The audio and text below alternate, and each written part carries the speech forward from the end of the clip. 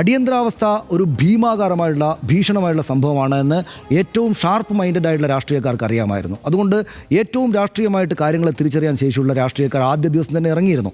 ഇപ്പോൾ ക്രിസ്റ്റോഫ് ജാഫ്രലോട്ടിൻ്റെ എമർജൻസിയെ പറ്റിയുള്ള പുസ്തകത്തിൽ ഞാനത് കഴിഞ്ഞ ദിവസം വായിച്ചതാണ്. ഇങ്ങനെയാണ് അതിൻ്റെ വരി: the first of the emergencies large demonstrations was led by the CPIM's EMS Namboodiripad in Trivandrum on 7th July 1975.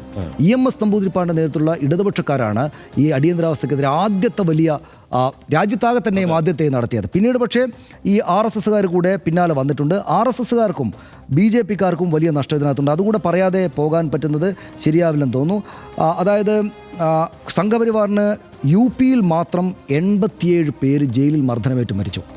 87 പേര് സംഘപരിവാരക്കാർ, BJP ഇല്ല അന്നുള്ള സംവിധാനങ്ങളുടെ ഹിന്ദുത്വ രാഷ്ട്രീയത്തിൻ്റെ ആളുകൾ 87 പേര് ജയിലിൽ മരിച്ചു. കുറേ പേര് മർദ്ദനത്തിന് വിധേയമായി. 50,000-ഓളം പേരുടെ വീടുകൾ UP മാത്രം സെർച്ച് ചെയ്യപ്പെട്ടു. പിന്നീട് പല കഥകളുണ്ട്.